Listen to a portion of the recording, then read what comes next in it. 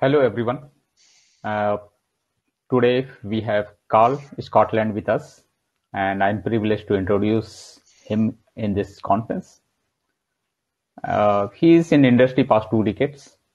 He's an advocate of lean and agile approaches, working and even worked with lots of companies like BBC, Yahoo, EMC, Raleigh, Cisco, and there are lots of long listed here.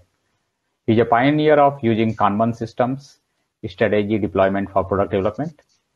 And he's also a founding member of two society like Lean Systems and Limited Whip Society.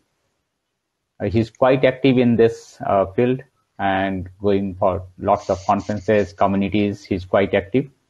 So he has been awarded with honorary Brixel Key Community Contribution Award in the year of 2013 at Lean Kanban North America Conference. So here is Karl with you, and Karl, over to you. Thank you very much, Vinay. And yeah, thanks for having me. It's a pleasure to be here and kind of get to spend some time with you. Hope you had a good morning so far and a good day.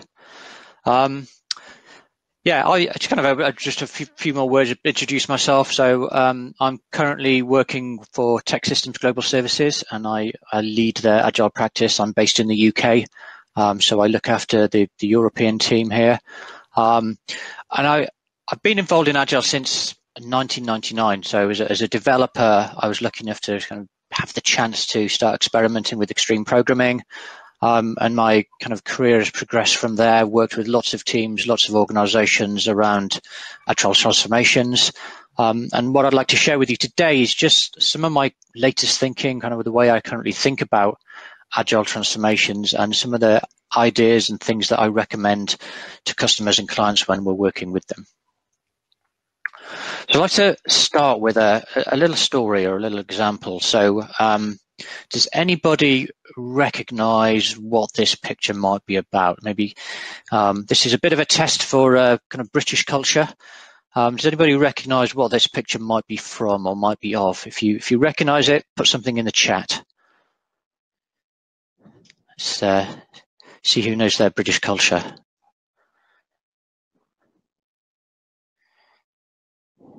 Okay, nobody. I've got you. Okay, so this is the logo in the middle there is the Blue Peter logo. Now, Blue Peter is a British children's TV show, which I believe is the longest running children's TV show in the world. It first started broadcasting in 1958. And this picture is a couple of presenters, Richard Bacon and Katie Hill, in 1998, and they're burying a time capsule. So that ship, what's called the Blue Peter ship, is on a logo, on a time capsule, and they were burying this Blue Peter time capsule on the site of the Millennium Dome in 1998, so a couple of years before the turn of the millennium. And the idea was the Millennium Dome was this kind of big, grand, interactive exhibition that was being put together to celebrate the millennium. It ended up being a bit of a white elephant, wasn't anywhere near as successful as it should have been. And is now known as the O2 Dome. So it's actually got turned into a very successful music venue. But back in 1998, they were still building the dome. They still had high hopes for it. And Blue Peter thought, let's bury a time capsule. So a time capsule, something that kind of encapsulates the culture of today and the way of the world today. The idea being that in the future, and for this time capsule, the idea was that in the year 2050, somebody's going to uncover, dig up this time capsule, open it up, and be amazed by all the things that are buried in it and uncovered in it. Now, unfortunately, what happened was in 2017, so just a few years back and 33 years too early, the time capsule got accidentally dug up during excavation work. They were doing some building work, and obviously they'd forgotten that they'd buried this time capsule, or they'd forgotten exactly where they buried it. It got dug up, damaged, and ended up getting kind of rescued and taken back to the Blue Peter studios. So why am I telling you a story about time capsules? I think it's an interesting metaphor for Agile Transformation. So I got this idea from listening to this podcast. So if you see there's a little link at the bottom, a Jason Pfeiffer podcast episode, which he called How to Communicate with the Future. So his premise is that when we're people bury time capsules, what they're trying to do is tell people in the future something important that we think they should know about the way we live the world today. But actually what happens with the vast majority of the time capsules are pretty much exactly what happened to this Blue Peter capsule. They get lost, they get forgotten about, they get accidentally damaged and uncovered, or even when they do get dug up and opened in the way that they're intended, they end up being disappointed. And he kind of shares lots of stories and lots of examples. And I kind of thought, you know what, that's just like most Agile transformations that I've been part of. An Agile transformation where we're trying to tell people in the future about how we think they should be working based on what we know today. But a lot of transformations just never make it to completion. They get lost, they get forgotten about, they end up not kind of working out the way we wanted to, or they just end up being really disappointing. And there's one quote at the end of this podcast that really jumped out at me, that's really the reason that I'm telling this, which he says, what we're trying to do with time capsules is we're trying to benefit the future. We're trying to give them information, communicate with the future so that we benefit them. But actually, the future benefits from what we do now. If we're trying to make the world a better place in the future, rather than just trying to tell the future what we think they should be doing, we're much better focusing on making the world a better place today. And I think we can apply that to Agile Transformation. So that's kind of the premise of my talk today. How do we use and design and achieve Agile Transformations, not by trying to design the future and tell the future world what we think they should be doing, but by making the world more agile today. So in the chat window, just kind of before we get into this, have a think about the Agile Transformations that you've been part of, and using this kind of time capsule analogy, what things were in those time capsules? What methods or processes did people put in those time capsules when we were doing an Agile Transformation as a time capsule? So have a think. An Agile Transformation you've been part of that was a bit like a time capsule, the way I've just described. What things were put in those time capsules? And the reason I'm asking this, I don't want to pick on any particular method or process and framework. I'm going to really try and avoid doing that. But I'm just interested to hear what your experiences are and what sort of things you've done, what transformations you've been part of that might match this metaphor. Anybody? Yeah, safe. Okay. If I was going to put bet on that, and I might have bet safe. DevOps, Scrum. Yeah, using maturity assessments to tell people the way we think they should be working in the future. That's fairly common. Yeah. So there's a few things. So I'm not really wanting to pick on any one method or approach or thing here. It's more that general thinking of how do we approach time transformations. So we can call that way of thinking where we're coming up with an ideal future state, gap thinking. So we try and design the future and what we think people should be doing in the future as an ideal solution, and then we try and close the gap between that. And the alternative thing is what we can call present thinking. So instead of trying to fix and design and implement an ideal future state, we want to think about what's our ideal current state. What can we do now that's ideal to make today a better place? And then that ideal current state becomes the new current state. And then we can think about what's the next ideal state after that. And that becomes a current state. And then what's the next ideal state after that? So basically, if we move that thinking from gap thinking to present thinking, what I'm really saying is achieve your Agile transformations in an Agile way. Too often I see Agile transformations which are just big plans up front, big designs, big plans, and we're just going to implement it and it's all done as a waterfall. So let's try and apply our Agile thinking to our Agile transformations. And what I want to share today is some ways of doing that, some ideas and thoughts behind it.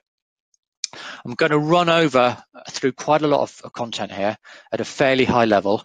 I've tried to add references to as many slides as I can. And so if you're interested in learning more, look at the reference on the slide. That's probably a good starting point. So the first thing I want to talk about is situational awareness. If we want to start with looking at our current state and coming up with an ideal current state, we need to be aware of the current situation. So we can think about that as situational awareness.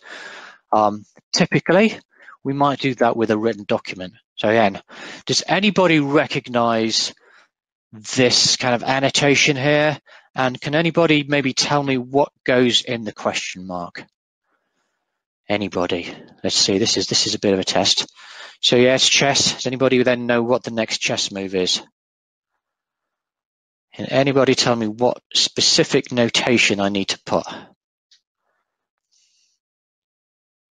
So there's a specific move, but yeah, the visual way of looking at this is to just visualize the chessboard.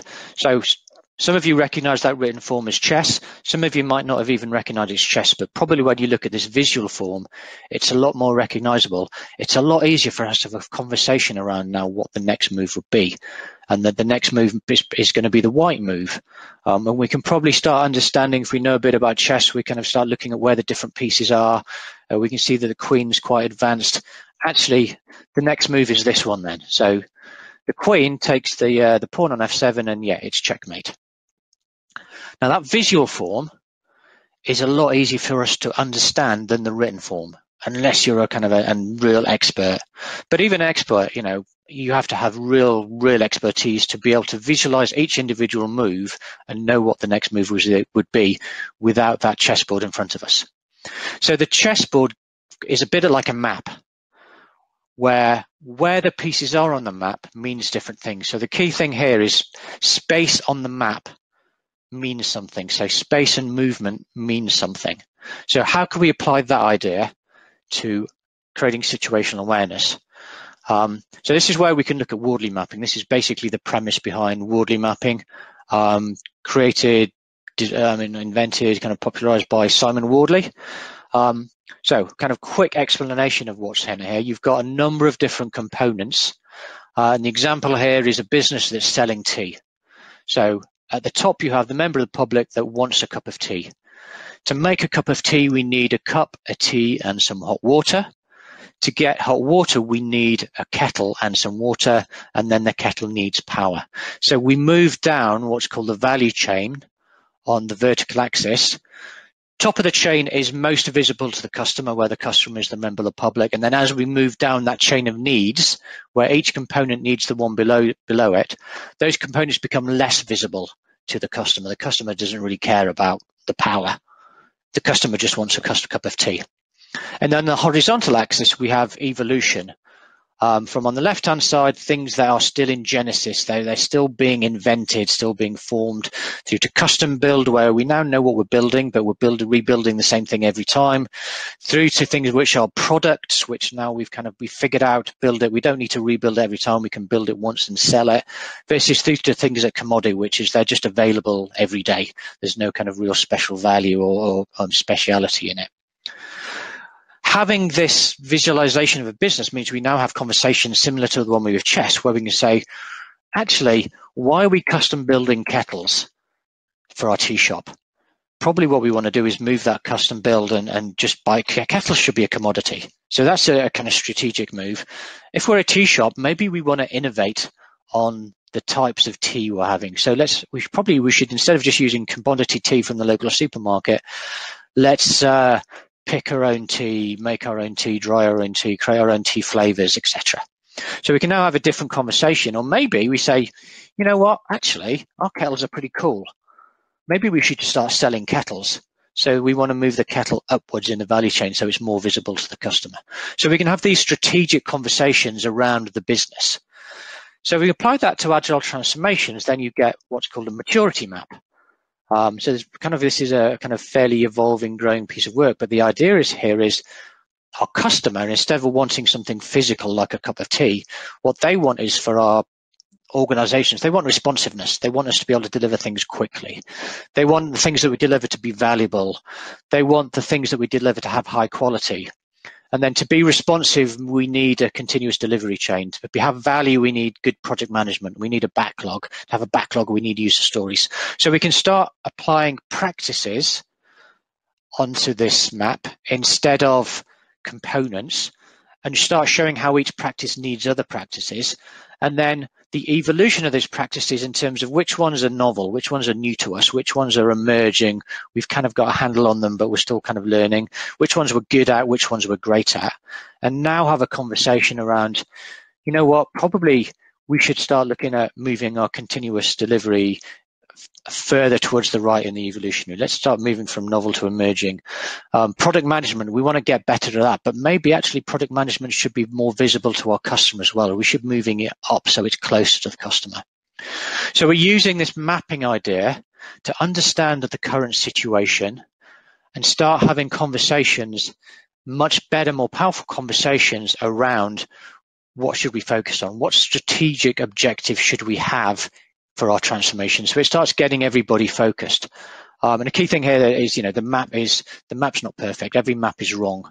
But it's a really powerful framework to have conversations around what are we doing as part of our transformation and how did we come to that decision. The other thing I want to talk about is Cynefin here. So where Wardley mapping and that style of mapping helps you understand what to work on. Cynefin gives you some ideas and thinking about how to work on it. So maybe use the reaction in Nullify, kind of give me a thumbs up or something if you've heard or familiar with Cynefin. Who's familiar with Cynefin? Okay, a few people. Now, the good thing for those of you who are not familiar is that immediate following me is Dave Snowden, who's the guy that created Cynefin. So I'm not going to spend a huge amount of time on this because I'm expecting that he'll kind of talk about some of these ideas in a lot more detail. But I kind of just see the basic ideas, which is there's 5 domains here. Clear problems are ones where everyone knows the answer. So this is where you can have best practice. Everyone knows what we need to do. We don't need to talk about it. So imagine I asked a group of people to order themselves by height. It would probably happen fairly easily. That's kind of a fairly clear problem to solve. Complicated now, we need experts. So there is a kind of a known answer and a repeatable answer that experts can know, but we probably need to either figure that expertise out for ourselves, or we need to get an expert in. So now, and I'm kind of using an example from a guy called Chris Corrigan and how he teaches it. Imagine somebody asked you now to order yourself, not just by height, but by height, shoe size, and date of birth. Now you need to think about how do you, there's 3 dimensions in there. How are you going to order yourself by those dimensions? But there is a solution, and somebody could probably tell you what that solution was with an expert, or you could go off and do some research. So those are more complicated problems. Then we have complex problems where actually there's no really known repeatable answer. We need to kind of experiment with things. So experts disagree here, and there's constantly shifting landscape. So now imagine I asked you to order yourselves relative to 2 other people, where those 2 other people are ordering themselves relative to 2 other people. You kind of get this kind of constantly shifting movement. So there's no kind of single stable thing. So we need to kind of probe, run experiments, try things out, see how the system responds here. And then down in chaos is where just nobody knows. You can't figure things out. You just need to act. So now imagine people are asking to move yourselves relative to other people, and they're giving you some really difficult, thought-provoking kind of instructions or kind of questions to answer, and eventually, you just too much cognitive load. You can't deal with everything, and this kind of system shuts down. You end up in chaos. So thinking about those different types of systems helps us think about how should we approach them. Is this something that everybody should know about? Do we need to get expertise in? Do we need to start running probes or experiments to figure things out, or are we in chaos and we need to do something? There's this 5th domain in the middle, which is, I kind of think of it as everybody disagrees. Typically, it's where there's not only is the known answer, but everybody has a different understanding of what the problem is, and there's just general confusion. So now, kind of like the idea of there's some ambiguity here. So if I asked you to order yourselves and group yourselves economically, economically is a very ambiguous word, and different people will have different opinions and ideas and understanding of what we mean by economically. So you need to figure out what we mean by economically first in order to solve that problem. So we can use this in transformations, and this is a kind of screenshot of an exercise. I've blurred out a lot of the content. It's not really relevant, but it is from a customer that I can't share. But this is an exercise called 4 points contextualization. You get all your problems that you're trying to solve, and those problems may be related to the things that you have or the practices you have on your Wardley map. And you put exemplars in the corner. So which are the ones that, we all agree on? Which are the ones where we need an expert? Which are the ones where experts disagree? Which are the ones where there's no known problem? And then we kind of draw the lines around it. Which one is there's the one in the middle that we're just confused about? And now we can start having conversations around how do we approach solving these problems? And then the last idea then is with situational awareness is, okay, we know where we are. We know what's around us. We know kind of what sort of problems we want to be solving, maybe where we want to be going. But how do we know whether, because we're not defining a future state and a kind of a future solution, how do we know whether we're heading in the right direction? So true north I define as the orientation which informs what we should do. So it's not what we do. It just informs what we do. It helps us make decisions. And I think of it using these kind of 3 C's, challenging, concrete, and compelling. Challenging because it should be just out of reach. It's almost kind of impossible, which is why it's not a solution. It's not a target. It's something that we're just striving for. It's concrete, though, because it's something that we can imagine. We can, it's not a kind of a platitude or a vague kind of wishy-washy vision statement. Is something kind of fairly specific, but challenge. And in those two, hopefully that makes it fairly compelling. So it's a challenging problem that's concrete enough that makes us want to try and solve that problem. So the example from manufacturing, which is kind of most common, is probably 0 defects. That's a good true north. It's challenging because we're probably never going to hit 0 defects. It's concrete because, we know what 0 defects looks like. And hopefully it's compelling enough that that's something we would want to achieve. So the other quote I like here is and I'm not sure where this comes from, but it's who you want to be, not what you want to do. So a true north, again, it's not that solution. It's not an end goal in terms of what you want to do. It's more about who do you want to be. We want to be the organization which has 0 defects. So mapping, Cynefin, True North kind of gives you that situational awareness of where we are now, what problems we should be solving, how are we going to solve those problems, what sort of direction do we want to go in. That then leads us into strategy deployment. So strategy deployment is the idea of strategy not as a plan, but strategy is something that guides people in making decisions. So I think of it as solutions as emerging from the people closest to the problem. So again, we're not giving people a solution. We're deploying a strategy so that people can figure out the solutions for themselves. So a really nice kind of way of thinking about this in a model is the leader model from David Marquet. And there's a nice YouTube video that this image comes from, which talks about the stories he tells in his books about going onto a submarine where he didn't know how to sail a submarine. It wasn't a submarine he'd been trained in. So he talks about giving control, and that's what I think about strategy deployment, is giving control to people to come up with those solutions themselves.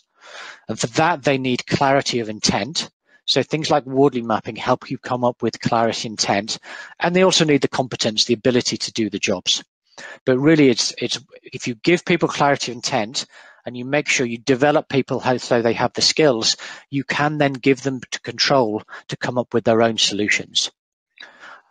This is more generally known as mission command. So Stephen Bungay kind of talks about this really well and really nicely in his book, The Art of Action. He talks about and tells us stories about this idea actually goes back to the late 19th century. So Field Marshal Helmuth von Moltke, who was chief of staff of the Prussian army, had this insight where previously, and actually this is still fairly common, I think, people think of alignment and autonomy as two distinct things, and they're either or. They're two ends of a scale. You can only have alignment by telling people what to do, and therefore they don't have autonomy. Or if you give autonomy, people are going to do everything and anything, and you're going to have no alignment. His insight, and this is the genius thing that he came up with, was that those things are not like that. They're independent, and you can create alignment by giving people intent, and therefore you can give people autonomy to take their own action. So it's not an either nor. And the clear thing here is giving people clarity of intent. So when we're going through Agile transformations, we need to people know what is the intent behind our Agile transformation. And then we want to allow people to come up with solutions. So this is where idealized design comes into it. And this is where, when we're talking about present thinking, this is what we're talking about, the present. So really quick summary of idealized design. And again, the book by Russell Ackoff is well worth a read. Basically, he says, imagine the current system has been destroyed and you're redesigning that system, not for the future. You're not designing a perfect system in the future. You're designing the system, a new system for the present time. Now, the reason you imagine the current system has been destroyed is because you're now not constrained by that current system. You're not now trying to do local optimization of the parts of the current system. You're thinking about the system as a whole. So there's systems thinking coming into this. It also means you're now not relying on experts because you have no system. So there's no expertise to rely on. So it's much more easy to bring in everybody in redesigning that system for the present. So this is what we mean by the ideal present, is redesigning an ideal system for today. Now, he does put two constraints and one requirement in. That system that you design has to be technologically feasible. It has to be something you can implement today. So, he uses the idea of, or the example of, you can't come up with sci-fi solutions. You can't just kind of go, let's imagine everybody can use mind control. It's just not possible. So it has to be something that you can do today, but it also has to be operationally feasible in that something that will survive the current environment. I see both of these, kind of falling over in transformations, because one, people are trying to bring in, continuous deployment pipelines that are just not going to work with the current technology they have in place. But more common is operationally feasible because the culture, the governance, the HR practices are not in place for your agile transformation to succeed. So think about what's possible, what's feasible today, both technologically and operationally feasible. And the other requirement is it's capable of being improved. So when we're talking about idealized design, it's idealized, it's not the ideal. So he says the product in idealized design is neither perfect, ideal, nor utopian, precisely because it can be improved. But it's best ideal seeking that we can imagine now for today. So when we're using strategy deployment, give people intent and use things like idealized design to come up with what can we do today that's not constrained by history, not constrained by the past. We imagine the current system has been destroyed. And then the last idea here is back briefing. So back briefing I define as a process by which people can check whether the intent of their work has been clearly described and understood, and whether their plans to carry that work will meet the intent. So we're asking people, we're giving people the freedom to come up with their own solutions. How do we make sure that those solutions are just not going to be kind of completely left field, wacky and not going to work? We want to have some kind of safety net in there. Back briefing becomes that safety net. And there's two things here. So one is, it's not just understood, it's described and understood. So it's perfectly possible for us to describe the intent, and it's not been understood, not because the people are not clever, it's because we didn't describe it well enough. So there's kind of a bias or kind of a human condition called curse of knowledge, where we just don't realize the things that we know. And there's a really nice experiment that you can think, it's a nice thought experiment, but it's probably really easy to run as well. So a lady called Elizabeth Newton ran this in 1990. She asked somebody to tap out the rhythm of a well-known tune to an audience. So think of a well-known tune, they think everybody's going to own. Think of that in your head, tap out the rhythm, and then you kind of go, okay, how many people do you think were going to guess your tune? So she asks the person who's tapped out the tune, and she found that generally people kind of estimated that 50% of the audience would be able to guess the tune. And then she went and asked people how many people could guess the tune, and only 2% could guess the tune. And what's going on is when you're tapping the tune out, you can hear the tune in your head. So therefore, you think it's really, really obvious what the tune's going to be. And I think it's the same with back briefing, the same with strategy deployment, and the same with any kind of instruction or mission or project that we give people to do. We think that they have all the information and the knowledge that we have, and quite often they don't, and we don't realize it. So back briefing allows them to play back they're understanding what they heard, what the implications are of that. And this is an A3 that I like to use. This A3 is not for you to give instructions to people. This A3 is for the people who are receiving the instructions or being given the brief to fill in to brief back to you. That's why we call it back briefing. Brief goes one way, that's step 1. Then the brief gets played back, that's step 2.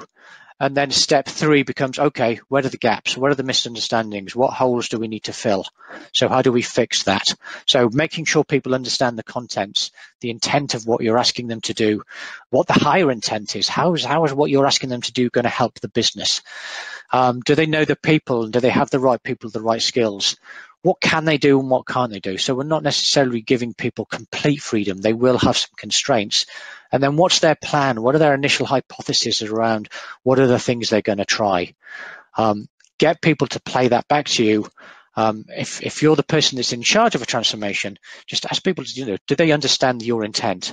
You'll probably find that there's some little things that have been missed out. So that's back briefing as a way of doing strategy deployment. The last piece then is deliberate discovery. So what we're trying to discover and learn is information. So this is kind of get into talking about experiments, but this curve here is the information theory curve. So imagine that whenever we do something, the probability of failure is 0. We never make any mistakes. That means we're learning nothing. We're getting no information because we know everything already. Now, sometimes in some contexts, that's what you want. So hopefully at some point, I'll get a chance to get on a plane, fly to India, do a conference like this in person.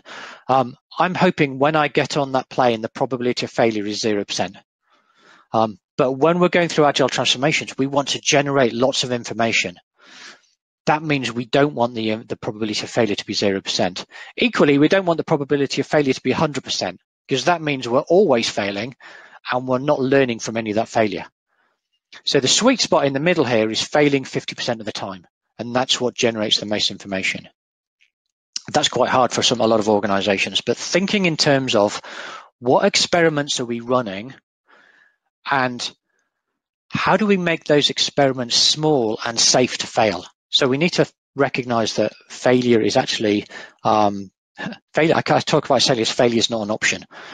And by that, I mean failure is not optional. We have to fail. We have to recognize and embrace, befriend failure. It doesn't mean we don't need to want to fail all the time, but that means we need those failures to be small and safe so that they don't cost lives, they don't cost people's jobs, they don't put the company out of business. But what we're looking to learn is things about those technologically and operationally feasible things that we think might happen, going back to our idealized design, and which ones aren't. We don't necessarily know yet.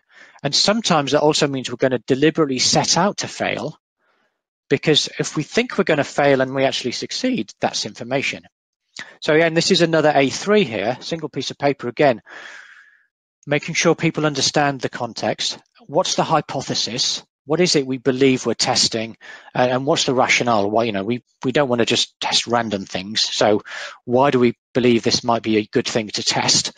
What are our actions? What are we actually going to do to prove or disprove the hypothesis? And that's the important thing, is sometimes you try to disprove your hypothesis, otherwise you end up with confirmation bias. If all you're running is experiments to prove your hypothesis and they always work, you just assume that your hypothesis is correct, but it might be that you've just not figured out a way to disprove it yet. And then looking at results, not just in success, but what would we look for then for failure? So explicitly thinking about how are we going to know if this fails? And then the follow-up, because this is small and safe to fail, if this is successful, what are we going to do to build on this? But also if we're wrong and this experiment is a failure, what are we going to do then? So it's not success good, failure bad. It's success good and failure good, as long as you've got the right mix. You're generating information. And then once you've got those experiments, you want to run them through something like this validated change life cycle. So basically that means treating those experiments as first-class work. Those experiments and the work to run those experiments is as important as the product development and the delivery work that you're doing. So that means having it on its own Kanban board, for example.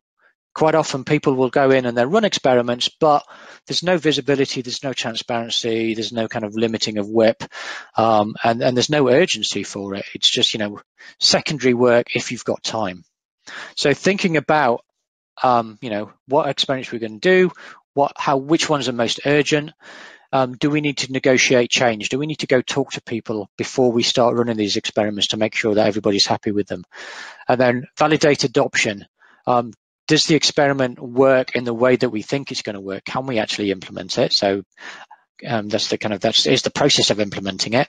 And then what results do we get? Verified performance. Let's look back and say, actually, was this a success? What was the failure? What did we learn from this? And what do we do with that? So just treating your experiments and treating your change work as first-class work. It's as important as the delivery and the development work. And then the last thing is four disciplines of execution. So this is a really nice model I like as a simple way of executing on the strategy. Coming up with a strategy, great. Most organizations can come up with strategies. A lot of organizations are not very good on executing on that strategy. And four disciplines of execution is a really nice way of getting that focus in there. And again, making that change work important work that just doesn't get deprioritized straight away. So I'm going to focus today on disciplines 3 and 4. Disciplines 1 and 2, make sure you know what's important, the widely important goal they talk about. Make sure you know how you're going to measure progress towards that goal. So acting on lead measures, they describe lead measures as, things that you can influence, things that you can change directly, and things that you predict will lead to the important goal. But the magic stuff here, I think, that organizations don't do is things like keeping a compelling scoreboard. So a compelling scoreboard tells the team where they are, where they should be, and gives them information essential to team problem solving and decision making. They call it a scoreboard because they're making the metaphor and the analogy with a sports game and a sports scoreboard. If you go to a game of any game, I'm going to say a game of football, and you don't know what the score is, it's not such an interesting game if you're not keeping score. But when you know that your team is losing 1-0, that's a different game. Or if your team is winning 1-0, that makes the game different. So how do we know whether we're winning or losing within our change? What's our scoreboard that we can really simply, easily see? And then once we've got that compelling scoreboard, having a cadence of an accountability. So compelling scoreboard, they talk about in terms of engagement. That engages you in the game, engages you in the change because you can see how well you're doing or how well you're not doing. And then the cadence of accountability is just getting together on a regular basis as a team that's owning that change or in kind of leading that change maybe. What are the 1 or 2 most important things that everybody can do each week to impact the team's performance on the scoreboard? So it's really making visibility and really making the urgency and the transparency of what are we doing, what commitments are we making, and how is the work we're doing impacting the scoreboard. This, just putting the cadence of accountability in, I see with organizations, it's what avoids the change work just getting forgotten about, because you're getting together every week, you're reviewing your scoreboard, you're seeing whether you're making a difference or you're seeing whether you're not making a difference, and you're now having conversations around, well, what are we doing? Do we need to run some different experiments? Do we need to look at some different measures, for example? Do we need to double down on some things? Do we need to stop doing some things, for example? So 4 disciplines of execution really is when it gets to the rubber hits the road, you need to be doing this to make sure that you know where you are, you've had your situational awareness, you've come up with your strategy, you've deployed your strategy. Now is that strategy being implemented? And is it having the impact you thought it was going to have? So I kind of relate this to strategy. I talked about strategy deployment, and just to summarize then, in terms of Richard Rummelt, strategy kernel. So Richard Rummelt wrote a great book on strategy called Good Strategy, Bad Strategy. He talks about a good strategy having 3 key components. The diagnosis, and I think of the diagnosis in terms of your situational awareness. Your situational awareness is the intent of that is to figure out what are our problems, what's the diagnosis of our current situation, and therefore what do we need to do about that. Then your guiding policies are those strategies, those kind of ways you're going to ask people to make decisions about what they're going to do. So your guiding policies are the things you use to deploy as a strategy, and then that leads you to coherent action, where you're asking people to run experiments, treat that experimental change work as first-class work as the coherent action. So I think there's a nice mapping here between diagnosis, guiding policies, and coherent action as strategy, with know your situation, deploy your strategy, and allow people to discover deliberately and intentionally. So that's kind of a really rapid run through of a bunch of ideas. And what we're trying to shift people is from gap thinking, this idea where our agile transformations are just defining an ideal future state, to moving to thinking about our agile transformations as an ideal current state, and moving from each ideal current state to the next one and learning on the way. So by the time we get to that point in the future, where what the state, the latest ideal current state is the one that's relevant, is one that does meet the current situation. So one last tool then I'll give you that I like to try and summarize some of these together. This is an X matrix, so it's another A3, and it tries to pull together a lot of the information, a lot of things we've talked about. So this visualizes, one, we have our true north in the middle, and our true north then informs our aspirations. So our aspirations, results we hope to achieve. In 4 disciplines of execution terms, that might be, those are our wildly important goals. They're aspirations, they're not targets. So we're not defining an end state and saying we must do this by the end of the year. It's like, this is our ambition, this is the size of our ambition, these are our aspirations for this year. To achieve those aspirations, we need to use these strategies. So our strategies enable those aspirations, where our strategies are those guiding policies that enable people to make choices about what they're going to do.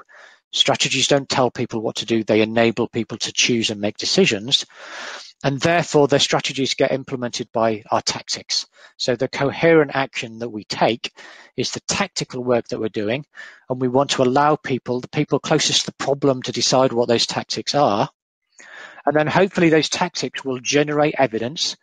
And the evidence then, they're a bit like the leading indicators or the lead measures in 4 disciplines of execution.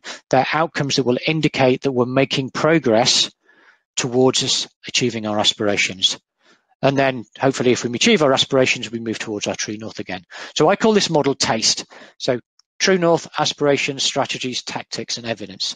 And what you can do then is show how all these things relate to each other. So in the corner of the X matrix, and this is why it's called an X matrix, that you get an X of matrices. And that's where we can start seeing, how do these different pieces fit with each other? Is there coherence? Is there any correlation between them? And how do these things contribute to each other? So I'll show you a quick example. And this is slightly kind of sanitized, anonymized, because it's from a customer, and I'm under NDA, so I can't share the exact details. But you see we've got a true north in the middle, where we said, generally we want to get instantaneous development and deployment. As soon as a customer asks for something, it'd be great if we could just develop it and get it straight to them almost immediately. We've got some aspirations, some strategies, some tactics, and evidence. And I really want to focus on here just on how the matrices work. So here we have a solid dot. This dot is telling me that I think there's a really strong correlation and coherence between increasing productivity as evidence that we're getting better and our aspiration of having more releases. So if we increase productivity, I think we will be able to release more often. That's what that's saying. And similar to mapping, this isn't going to be perfect, but it enables us to have a conversation around that. This empty dot means, well, I think there's some correlation in there. There's some contribution. If I increase productivity, I think it might help us have fewer defects, but it's not really strong. It's not direct. I might argue that if we're delivering more often, and probably, then we're getting faster feedback loops, and therefore we're not building up kind of lots of defect debt. Again, we can have a conversation about whether we agree with that. And then if we increase productivities, is that going to have an impact on the waste in our process? I don't think so. So I've left that blank. So each of these dots around the X matrix One, it allows us to have a conversation about the correlation and the coherence. One thing I try and use, I don't talk about it in terms of causation, but there's coherence in here. And what we're looking for is messy coherence. I'm not looking for every single element of each matrix to have a solid dot in it. That's just too neat and tidy, and transformations are not that neat and tidy. But I want enough dots, enough solid dots, enough empty dots to be able to kind of go, yeah, this hangs together. This should work. And I want this to enable a conversation about that. And then it becomes another kind of communication tool where A3s, having these things on a simple, nice, concise piece of paper to communicate it. So just to wrap up, and one last little story then, or example here. And I'd like to quote Anna from Frozen 2 on here. And this is a bit of a segue into Dave Snowden's talk next, because I picked up this idea from Dave Snowden, and he gave me permission to use it. And I think he might talk about Frozen 2, more learnings from Frozen 2 in his talk. But there's a point in Frozen 2 where Anna's lost in the cave. As far as she's concerned, she's lost her sister. She's lost Elsa, and also she's lost her best friend, Olaf the Snowman, and she doesn't know what to do. And what she comes to the conclusion is, what do you do when you don't know what to do? You do the next right thing. So I'm just going to close to kind of give you a bit of an earworm. Is I should be able to play the video. Let's see if I can do this.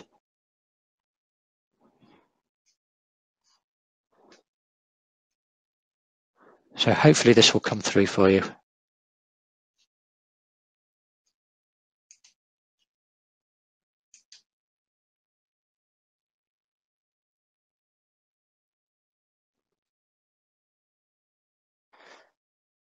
Technology works.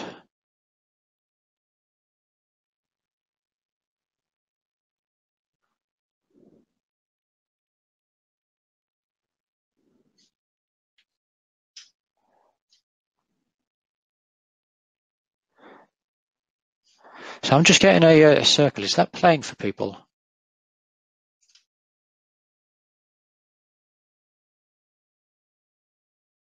Or is that paused for everybody else? Oh, okay, great.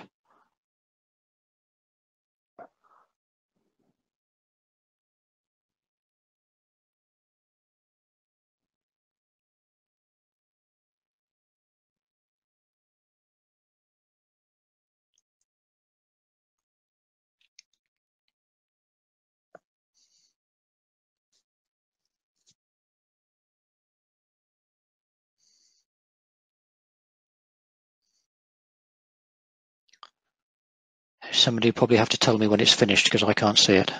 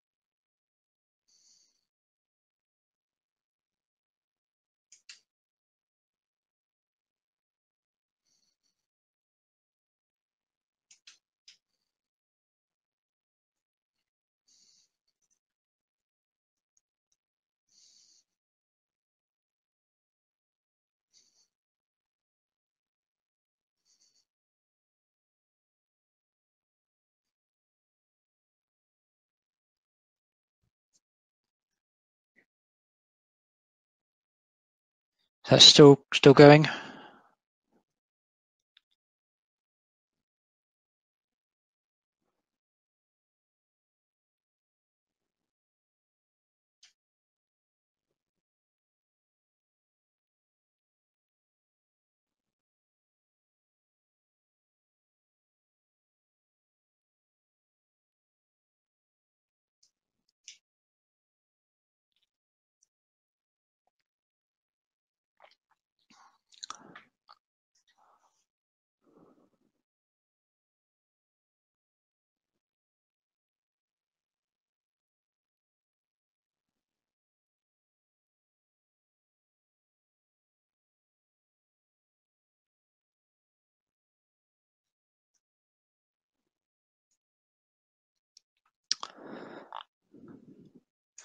Okay, let me share my screen again just with some last few slides then.